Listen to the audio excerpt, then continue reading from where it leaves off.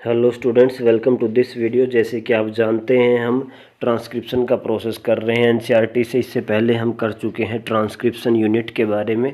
Transcription unit के अंदर हम कर चुके हैं कोडिंग स्ट्रैंड, टेम्पलेट स्ट्रैंड के बारे में। उसके बाद हमने प्रमोटर देखा, टर्मिनेटर क्या होता है, स्ट्रक्चरल जीन्स कहाँ प्रेजेंट होते हैं, कोडिंग स्ट्रैंड की कौन सा ओरिएंटेशन होती है, जो टेम्पलेट स्ट्रैंड है वो कौन से ओरिएंटेशन में प्रेजेंट होता है।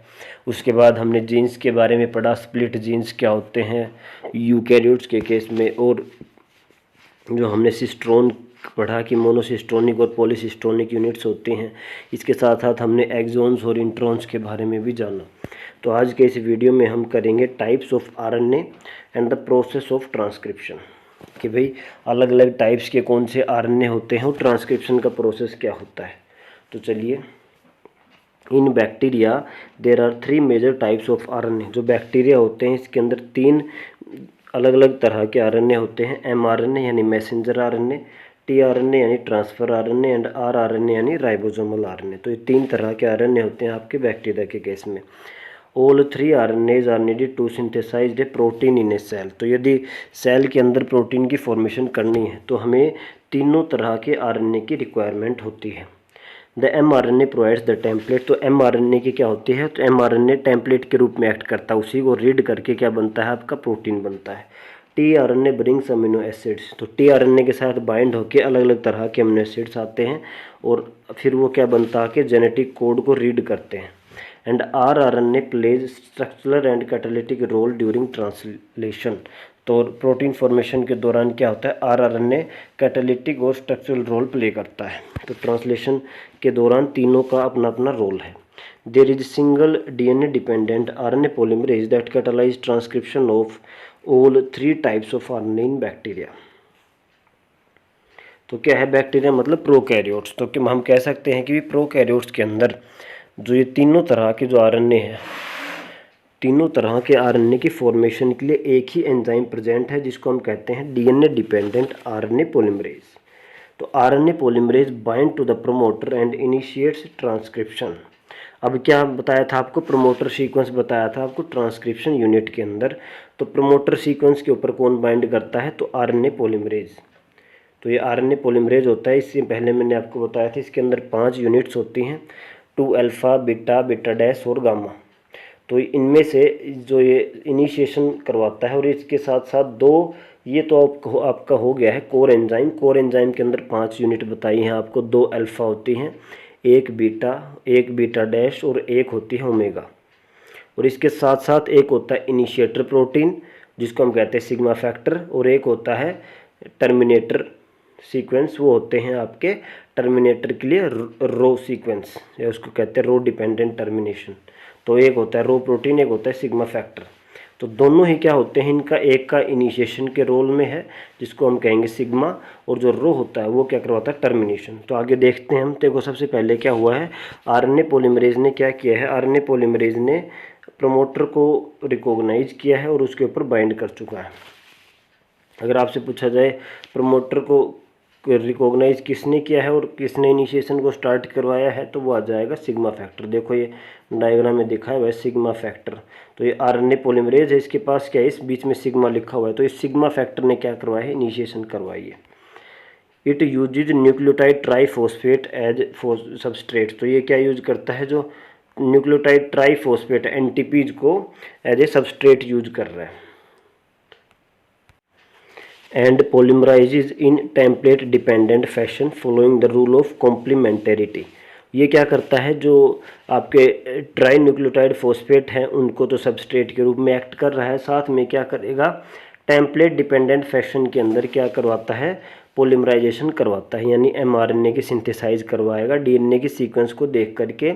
और साथ में कॉम्प्लीमेंटरिटी जो रूल्स हैं, यानी एडेनिन का बॉन्ड बनेगा आपका यूरेसिल से, गुआनिन का बॉन्ड बनेगा साइटोसिन। तो ये ऐसे ही पॉलीमराइजेशन कंटिन्यू करेगा। If somehow also facilitate opening of helix and continue elongation. ये क्या करवाता है, जो हेलिक्स होता है आपका उसकी ओपनिंग भी करवाता है और इलोंगेशन को कंटिन्यू रखता है। अब क्या होता है, only a short stretch of RNA remains bound to the enzyme. जैसे जैसे आरएनए बनता जाता है तो उसका छोटा सा हिस्सा ही जो होता है वो एंजाइम से बाइंड होता है और बाकी का हिस्सा क्या होता है, फ्री होता है। जैसे ये एंजाइम है तो इसका थोड़ा सा पोर्शन ही इससे बाइंड करता है, बाकी का ये जो पोर्शन है ये क्या रहेगा, आरएनए का फ्री रहेगा। Once the polymerase reaches the terminator region, जैसे ही वो जो एंजाइम है वो टर्मिनेटर रीजन के पास पहुंचता है, द नेशेंट आरएनए फॉल्स। तो जैसे जैसे मैं ये बता रहा हूँ, ये है आपका टर्मिनेटर सीक्वेंस और ये वो आरएनए है और ये वो एंजाइम है। तो एंजाइम के साथ आरएनए का छोटा सा हिस्सा बाइंड है। जब ये यहाँ पहुँचेगा तो टर्मिनेटर सीक्वेंस के पास पहुँचते ये वाला पोर्शन जो है वो आरएनए का अलग हो जाएगा। This results in termination of the transcription, इससे क्या हो जाएगी, आपकी ट्रांसक्रिप्शन की टर्मिनेशन हो जाएगी। अब आगे देखिए, an intriguing question is that how is RNA polymerase able to catalyse all the 3 steps which are initiation, elongation and termination. तो ये भाई तीनों स्टेप कैसे कर पा रहा है, तो RNA polymerase is only capable of catalysing the process of elongation. तो ये आपको बता दिया है कि भाई जो आरएनए पॉलीमरेज है वो सिर्फ इलोंगेशन को ही कर सकता है। इसके साथ साथ क्या होता है, it associates transitionally with initiation factor, कुछ एक टाइम के लिए इसके साथ इनिशिएशन फैक्टर एसोसिएट होता है और टर्मिनेशन फैक्टर इसको कहते हैं रो। तो जो इनिशिएशन फैक्टर है वो है सिग्मा और जो टर्मिनेशन फैक्टर है वो है रो। तो सिग्मा फैक्टर और रो फैक्टर कुछ एक टाइम के लिए एसोसिएट होते हैं। जब इनिशिएशन करवानी है तो सिग्मा फैक्टर एसोसिएट हो जाएगा कोर एंजाइम के ऊपर, और जब टर्मिनेशन होगा तो ये रो फैक्टर आ जाएगा आपका कोर एंजाइम के ऊपर पार्ट, और उसके बाद ये टर्मिनेट करवा देगा ट्रांसक्रिप्शन को। देखो, association with these factors alter the specificity of the RNA polymerase to either initiate or terminate. मतलब ये क्या है, जब आरएनए पॉलीमरेज के साथ अगर सिग्मा फैक्टर बाइंड हुआ तो ये इसका स्पेसिफिक फंक्शन क्या हो जाएगा, इनिशिएशन का, और यदि इसके साथ बाइंड हुआ टर्मिनेशन फैक्टर तो इसका स्पेसिफिक फंक्शन हो जाएगा आपका टर्मिनेशन का। मतलब ये इसके ऊपर डिपेंड है कि कौन सा बाइंड है, इसी के अकॉर्डिंग अपना स्पेसिफिक फंक्शन करेगा। देखिए, अब in bacteria since the mRNA does not require any processing to become active, क्योंकि बैक्टीरिया के अंदर कोई भी अब एमआरएनए की प्रोसेसिंग नहीं करनी। And also since transcription and translation take place in the same compartment. तो ये क्या होता है, जो भी प्रोकैरियोट्स होते हैं वहाँ पे क्या होता है, जो ट्रांसक्रिप्शन और ट्रांसलेशन जो होती है वो सेल के अंदर एक ही जगह हो रही है, लेकिन यूकैरियोट्स के अंदर ऐसा नहीं होता। जो आपकी ट्रांसक्रिप्शन है वो आपकी न्यूक्लियस के अंदर होती है और ट्रांसलेशन कहाँ पे होगी, बाहर होगी, न्यूक्लियस के बाहर। तो एक सेपरेशन है वहाँ पे इस केस में, यूकैरियोट्स के केस में। तो वहाँ पे क्या होता है, अब वो जो एमआरएनए बना है अब वो क्या है, अनप्रोसेस्ड है, इमैच्योर है, तो अब उसको हम प्रोसेस करेंगे तो वो जाएगा प्रोसेस्ड आरएनए। प्रोसेसिंग के लिए 3 स्टेप्स होते हैं, उनको देखते हैं। देखिए, there is no separation of cytosol and nucleus in the bacteria, कोई भी सेपरेशन नहीं है, तो ट्रांसक्रिप्शन और ट्रांसलेशन वो एक ही जगह हो रही है। Many times the translation can begin much before the mRNA is fully transcribed, मतलब जब तक पूरा ट्रांसक्राइब नहीं हुआ उससे पहले ही ट्रांसलेशन भी स्टार्ट हो जाती है। Consequently transcription translation can be coupled in bacteria, तो बैक्टीरिया के केस में कपल्ड होती हैं, एक साथ होती हैं। अब देखिए, यूकैरियोट्स के अंदर क्या होते हैं, 2 एडिशनल कॉम्प्लेक्सिटीज़ हैं। किसके अंदर, ट्रांसक्रिप्शन के अंदर 2 कॉम्प्लेक्सिटीज़ हैं। पहली क्या है, there are at least 3 RNA polymerase in the nucleus. क्या होता है, अब आरएनए पॉलीमरेज हमने देखा कि यूकैरियोट के अंदर तो एक ही टाइप का होता है, नहीं सॉरी, प्रोकैरियोट के अंदर तो हमने कहा कि एक ही टाइप का आरएनए पॉलीमरेज है, लेकिन यूकैरियोट के अंदर 3 टाइप के RNA polymerase 1, RNA polymerase 2 and RNA polymerase 3। और यहाँ पे क्या है, तीनों ने अपना फंक्शन डिसाइड किया हुआ है, डिवीजन ऑफ लेबर है। देखिए लिखा हुआ था आरएनए पॉलीमरेज 1 है ट्रांसक्राइब आरआरएनए, तो इसका फंक्शन क्या होता है, आरएनए पॉलीमरेज 1 का आरआरएनए की ट्रांसक्रिप्शन करना। whereas RNA polymerase 3 is responsible for transcription of tRNA, 5SR RNA and snRNA।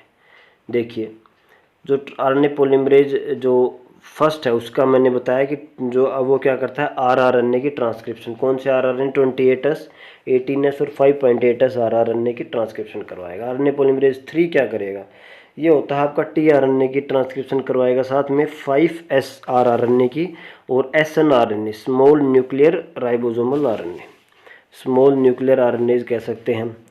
तो ये क्या करवाएगा, RNA पॉलीमरेज 3। और जो RNA पॉलीमरेज 2 जो है वो करवाएगा आपका मेन mRNA प्रीकर्सर की, या इसको हम कहते हैं heterogeneous nuclear RNA, HNRNA। HNRNA क्या है, ये क्या होता है, immature form of RNA, before processing जो बनता है उसको हम कह देते हैं एचएनआरएनए। ये तो हो गया आपकी एक कॉम्प्लेक्सिटी कि भाई जो ट्रांसक्रिप्शन है वो एक ही एंजाइम के द्वारा नहीं किया जाएगा।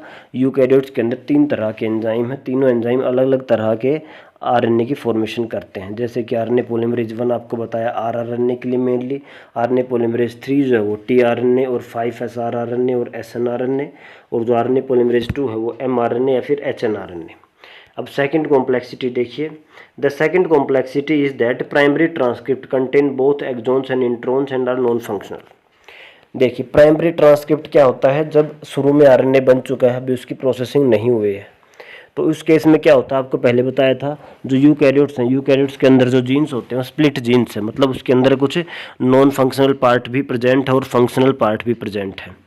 तो उसमें एक्सॉन्स और इंट्रॉन्स की फॉर्म में प्रेजेंट है। तो इसके अंदर अब दोनों पार्ट्स हैं, लेकिन अब हमें क्या है, नॉन फंक्शनल पार्ट को हटाना है, तो क्या अब हमें इंट्रॉन्स को रिमूव करते हैं। तो वो जो प्रोसेस है वो एक एडिशनल प्रोसेस है। देखिए hence it is subject to processing called splicing. तो वहाँ पे क्या हो गया, अब स्प्लाइसिंग होगी। स्प्लाइसिंग होती क्या है, स्प्लाइसिंग के केस में जो इंट्रॉन्स है उनको रिमूव कर दिया जाता है और जो एक्सॉन्स है उसको एक डिफाइंड ऑर्डर के अंदर ज्वाइन कर दिया जाता है। तो ये जो प्रोसेस है जिसके अंदर हम यूकैरियोटिक डीएनए से इंट्रॉन्स को रिमूव कर रहे हैं और एक्सॉन्स को एक डिफाइंड ऑर्डर में ज्वाइन कर रहे हैं, इस प्रोसेस को हम कहते हैं स्प्लाइसिंग। अगला जो आपकी कॉम्प्लेक्सिटी है वो आएगा कैपिंग। देखिए एचएनआरएनए अंडरगोज एडिशनल प्रोसेसिंग, इसके अंदर एक और प्रोसेसिंग होती है called as capping and telling.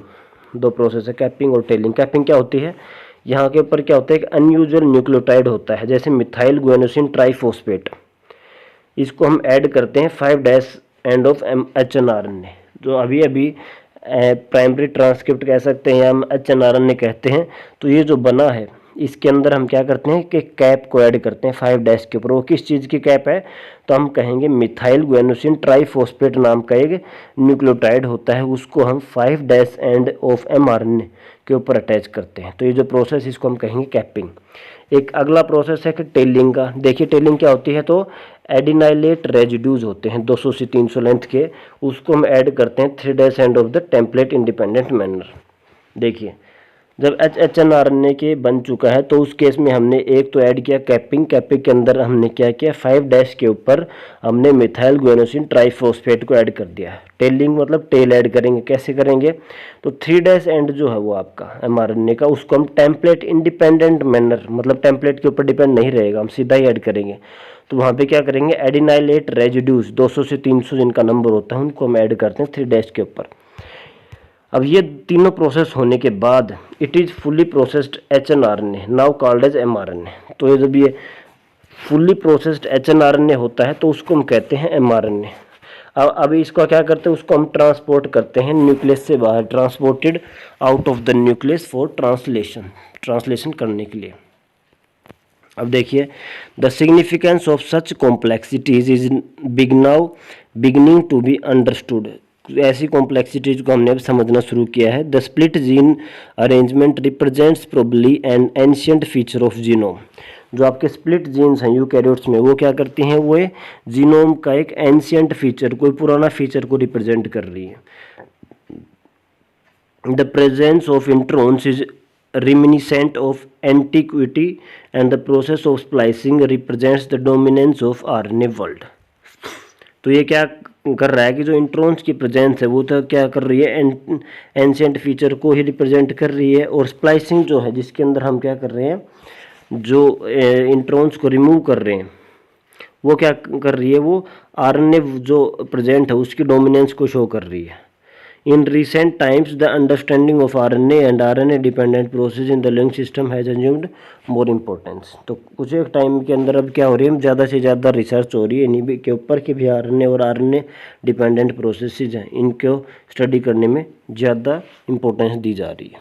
तो अगले पोर्शन में हम करेंगे जेनेटिक कोड के बारे में।